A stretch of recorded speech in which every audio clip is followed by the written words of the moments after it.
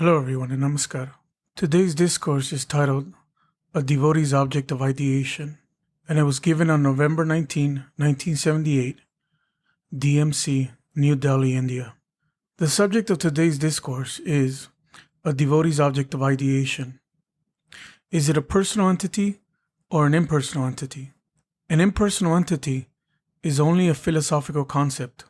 A wise person comprehends or deduces with philosophical knowledge that there is such an impersonal entity. In the case of an impersonal entity, it is difficult to find out its nucleus, and in the absence of knowledge of the nucleus, people cannot decide which way to proceed and what to avoid. So the impersonal entity is more a theoretical concept than a reality in practical life. People in general come into the world only for a short period of time, at the very most for 100 or 125 years. Out of this short span of life, if they spend a major portion of their time searching for the nucleus of the impersonal entity, and they are required to deliberate in this regard, where will they find so much time?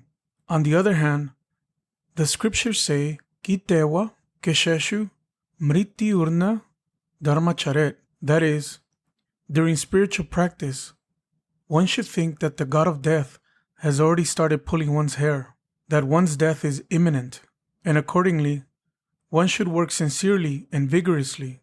One will have to do a great many noble deeds within a short period. If the whole lifetime is spent on philosophical discussions about the impersonal entity, then how can any noble work be done? The second question is, why should one pursue the great? Trees and plants, birds and animals, perform actions goaded by natural instinct. In human beings too, these natural instincts are indeed present. But along with these, there is yet another factor, attraction for the great, which one usually does not feel for an impersonal entity. Human beings understand love and affection from the core of their hearts. They understand the force of attraction. They realize who is calling them, who is loving them, who is really thinking for their progress and welfare. Even the simplest people can understand this. For this, one need not acquire academic knowledge. The Saint Kabir did not have a great deal of schooling, nor did Ramakrishna Paramahansa. To grasp this simple truth, one need not possess a high degree of knowledge and intellect. That force of love, which human beings certainly feel, even some animals can feel as well. People really cannot feel attraction for an impersonal entity. Human beings with unit minds cannot feel because the impersonal entity, Nirguna Brahma, the impersonal entity, does not do any action, and hence he has no direct relation to human beings at all. Saguna Brahma simply discharges his allotted duty, and beyond that, he does not do anything. He is a judge. He does the duty of a judge. He has no love and affection for any entity. He is just a mere machine to administer justice. Human beings may praise this style of judgment, but they will not feel attraction for him. They will not develop love or kinship for him. One feels kinship to those with whom there is a relation of mutual love and affection, a relation of close intimacy. Where there is lack of intimacy, we call a person as Mr. X, Mrs. Y, etc. But where there is a feeling of intimacy, the relationship of brothers, sisters, uncles, aunts, etc. grows. Obviously, where there is no close intimacy between human beings and the impersonal entity, no kinship can grow at all.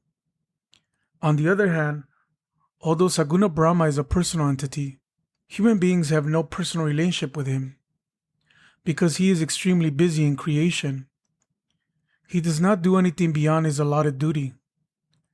Human beings want a personal God who will understand their joys and sorrows, who will have love for them, and to whom they can express love and feel kinship. They certainly do not want a God who will only impart words of knowledge or punish them and not listen to their tales of sorrow in a sympathetic manner. They want an entity who will sympathize with them cent per cent in their prosperity and adversity alike. The philosophical texts refer to Taraka Brahma. Through philosophical analysis, we know that the universe is a creation of the dexterous hand of Parama Prakriti. a vast, endless entity, an immensely powerful entity. Human beings, in contrast, are only small creatures. By their individual endeavor and strength, how far can they progress? They have so many imperfections in them. When the avidya opposing force is so powerful, how can small individuals make significant progress? Hence, they have to take inspiration and help from some other entity. History moves ahead in every age, and in the process of its movement, arrives at a particular stage where the speed needs to be accelerated. This entire phase or part of it is called annals in history. Sometimes at a particular point of history, not only on this planet, but on other planets as well, where intelligent creatures like human beings live, the speed of movement must be accelerated. This is not an ordinary situation. In that extraordinary event, Taraka Brahma emerges to expedite the welfare of the collective body. Yada yada hi dharmasya glanir bhavati bharata chavyutanam adharmasya tadatmanang shrijamyaham. Whenever dharma declines, whenever people feel helpless, at that stage it becomes imperative for Taraka Brahma to come to the world with the help of the 5 fundamental factors, to inspire the depressed people, to encourage them to move forward, to make them realize that they are not forlorn or helpless, that Parama Purusha or Taraka Brahma is always with them and will continue to help them. Maya or avidya may be powerful, but Parama Purusha is more powerful than Maya. And why should those who have got power from Parama Purusha fear avidya? There is no justification for fear or worry. Hence, the advent of Taraka Brahma is to instill hope and confidence in human beings. He says, Devi Hisha Gunamayi Mama Maya Duryataya Mama Eva Ye Prapadyante Maya Metang Tarantite. It is true that Maya is extremely powerful. By individual effort, it is not possible for a person to overcome her. But as she is the immanent power of Paramapurusha, Shakti Sa Shivasya Shakti, she is certainly subservient to Paramapurusha. So why should a person who has come into the shelter of Paramapurusha be afraid of Maya? Hence it is said, those who take shelter in me do not find it difficult to overcome Maya.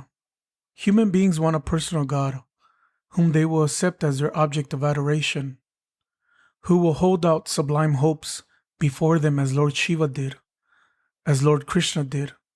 Do not fear, do not be perturbed. Paramapurusha is with you.